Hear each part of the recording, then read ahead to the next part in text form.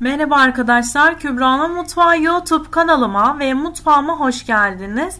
Bugün sizlere daha önce hiçbir yerde görmediğiniz ve belki de denemediğiniz harika bir tatlı tarifim var.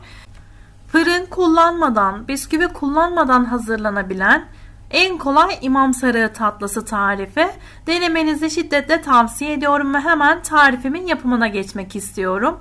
İlk olarak kremamızı hazırlıyoruz. Bunun için uygun bir karıştırma kabımızın içerisine 3 yemek kaşığı nişasta, 4 yemek kaşığı un, 1 çay bardağı toz şekerimi alıyorum. Kuru malzemelerimi ilk etapta güzel bir şekilde karıştırıyorum. Tariflerimde buğday nişastası kullanıyorum. Mısır nişastası da kullanabilirsiniz arkadaşlar. 1 adet yumurta sarısı ve 600 ml soğuk sütümü ekliyorum. Malzemelerimi güzel bir şekilde karıştırdıktan sonra ocağımın altını açıyorum. Orta ateşte sürekli karıştırarak kaynayıp koyulaşana kadar kremamı pişiriyorum. Kremamızın biraz koyu olması gerekiyor arkadaşlar. Bu sizi tereddütte bırakmasın. Kaynayıp koyulaştıktan sonra bu şekilde olduktan sonra ocağımızın altını kapatalım. Harika bir kıvamı oldu bu arada. Bir kenara alıyorum ve tamamen soğuyana kadar bekletiyorum. Soğurken üst kısmını buzdolabı poşetiyle kapattım arkadaşlar. Bu arada ben de pankeklerimi hazırlamaya geçtim. 4 adet orta büyüklükteki yumurta ve kremamda kullanmış olduğum 1 adet yumurta sarımın akını uygun bir karıştırma kabımın içerisine alıyorum. İçerisine 1 çay bardağı toz şekerimi ilave ettikten sonra yumurta ve şekerin beyazlaşıp köpük köpük olana kadar çırpıyorum. Bu aşamada mikser olmayanlar el çırpıcısı da kullanabilirsiniz. Bu aşamadan sonra içerisine 1 çay bardağından 1 parmak eksik sıvı yağ, zeytinyağı da kullanabilirsiniz. Ve 1 su bardağı 300 ml sütümü ekliyorum. Çok az bir miktar daha karıştırmaya devam ediyorum. Ve artık kuru malzemelerimi ekliyorum. İçerisine 3 yemek kaşığı kakao, 1 paket şekerli vanilin, 1 paket kabartma tozu ve unumu ekliyorum. İlk etapta 1,5 su bardağı unumu ekledim ve çırptım. Kontrollü bir şekilde yavaş yavaş unumu ekleyerek pankek hamurumun kıvamını ayarladım. Sizlere de bu şekilde yapmanızı tavsiye ederim arkadaşlar. Un miktarında farklılık olabilir. Çok akışkan ve çok koyu olmayacak şekilde hazırlıyoruz. Çok akışkan hazırladığınızda istediğiniz gibi kabarmaz. Bu tarifim için toplamda 2,5 su bardağından 2-3 yemek kaşığı fazla un kullandım. Son aşamada da sizlere pankek hamurumun kıvamını göstereceğim. Kıvamının son aşamada bu şekilde olması gerekiyor. Bu aşamadan sonra pankek hamurumu sosluğumun içerisine aldım. Bu şekilde pankeklerimi hazırlamak daha kolay oldu. Sizler kaşık yardımıyla da dökebilirsiniz. Uygun bir tavamı ocağımın üzerine aldım ve güzel bir şekilde ısınmasını bekledim. Güzelce ısıtmamız gerekiyor arkadaşlar. Tavam yapışmadığı için yağlamadım. Sizler fırçanızla çok az yağlayabilirsiniz. Tamamen ısıttıktan sonra tavamın içerisine pankek hamurlarımdan bu şekilde sıkıyorum. Büyüklüklerine eşit miktarda sıkmaya çalışıyorum arkadaşlar. Dediğim gibi bu aşamada sizler kaşık veya kepçe de kullanabilirsiniz. Bu şekilde bir tavanız varsa kesinlikle yağlamanıza gerek yok. Güzel bir şekilde ısıttığınızda çok güzel bir şekilde pişiyor. Bu şekilde bir sosluk kullandığınızda da sıkması çok kolay oluyor arkadaşlar.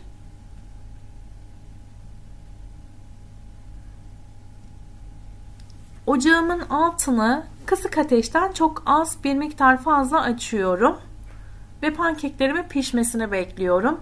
Üst tarafları göz göz olduğunda pişmiş demektir. Bu şekilde diğer yüzünü çeviriyorum. Gördüğünüz gibi çok güzel bir şekilde pişti.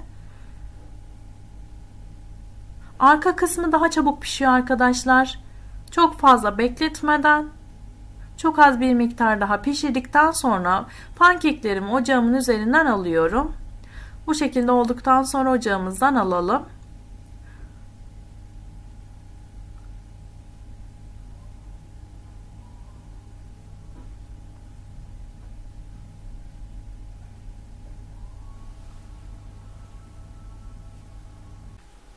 Aynı şekilde sizlere bir daha göstermek istiyorum. Hazırlamış olduğum pankek hamurumdan tamamen ısıtmış olduğum tavamın içerisine bu şekilde pankeklerimi sıkıyorum. Üst kısmı göz göz olduktan sonra ters çevirip diğer kısmını da çok az bir miktar pişirdikten sonra ocağımın üzerinden alıyorum. Ölçüleri artırabilirsiniz, azaltabilirsiniz arkadaşlar. İsterseniz sade pankekler de hazırlayabilirsiniz. Bütün pankek hamurum bitene kadar bu şekilde hazırlamaya devam ediyorum. Pişen pankeklerimi de servis tabağımın içerisine güzel bir şekilde alıyorum. Bu arada kremamız da soğumuş oluyor arkadaşlar. Soğumamışsa da soğumasını bekliyoruz. Bütün pankeklerimi hazırladım ve pankeklerimi hazırlama işlemim bitti. Bu şekilde de bir tabağımın içerisine koydum. Çok güzel kabardı ve yumuşacık oldu.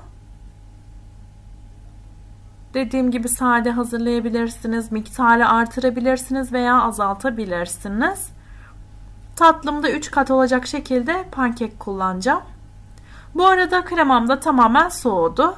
Tamamen soğumuş olan kremamı mikser yardımıyla çok az bir miktar çırpıyorum. Daha sonra içerisine bir paket krem şantimi ekliyorum ve mikserimle pürüzsüz bir kıvama gelene kadar çırpıyorum. Kremayı farklı tariflerde de kullanabilirsiniz. Harika oldu arkadaşlar. Bütün pasta tariflerinizde bu kremayı hazırlayabilirsiniz. Gördüğünüz gibi bu şekilde son aşamada da. Bu aşamadan sonra sıkma torbamın içerisine alacağım kremamı ve tatlılarımı hazırlayacağım. Şimdi pankeklerimden bir tanesini alıp tabağımın içerisine koydum. Sıkma torbama koymuş olduğum kremamdan sıktım ve bir tane daha kapattım.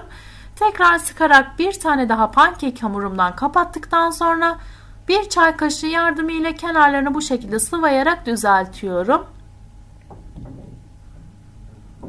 Daha sonra Hindistan cevizim ile kenar kısımlarını tamamen kaplayıp servis tabağımın içerisine alıyorum. Bir tane daha göstermek istiyorum. Aynı şekilde pankekimin üzerine kremamdan sıktım. Bir tane kapatıp tekrar krema sıktım. Bir tane daha kapattıktan sonra kenarlarını kaşık yardımıyla sıvayıp Hindistan cevizine batırıyorum. Kenar kısımlarını kaplamak için farklı malzemeler de kullanabilirsiniz. Bu şekilde bile görüntüsü harika oldu arkadaşlar. Sizlere daha fazla sıkmamak için 2 tane gösterdim. Artık üst kısımlarını süslemeye geçtim. Üst kısmı için benmari usulü eritmiş olduğum 120 gram kadar sütlü çikolatamın içerisine 1 çay kaşığı sıvı yağımı ekleyip karıştırdım. İlk sıcaklığının çıkmasını bekledim. Zaten tatlılarımı hazırlarken bir yandan çikolatamı eritmiştim ve ilk sıcaklığı çıkmıştı. Bekletmeden üst kısımlarına kaşık yardımıyla bu şekilde çikolatamdan sürüyorum. Üst kısmı için çikolata sosu da hazırlayabilirsiniz. Beyaz çikolata, karamelli çikolata veya farklı çikolatalar da kullanabilirsiniz. Tamamının üzerine çikolata ile kapladıktan sonra son olarak Antep fıstığı tozundan serpiyorum ve süsleme işlemini de bitirmiş oluyorum. Bu aşamada tamamen sizlere kalmış arkadaşlar. Dilediğiniz şekillerde farklı malzemeler kullanarak da süslemeler yapabilirsiniz.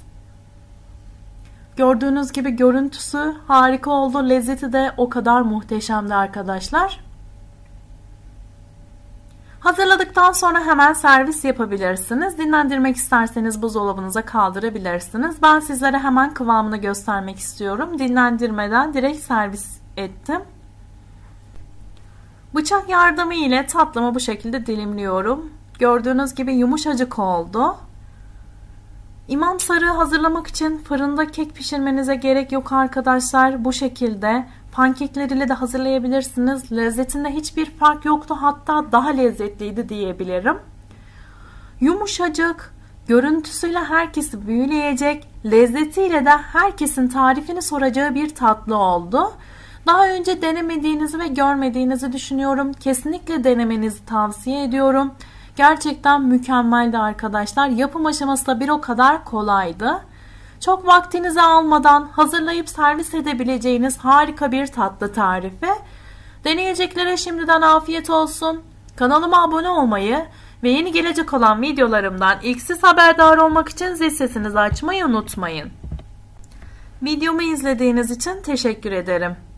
Bir sonraki videomda görüşmek üzere. Hoşça kalın.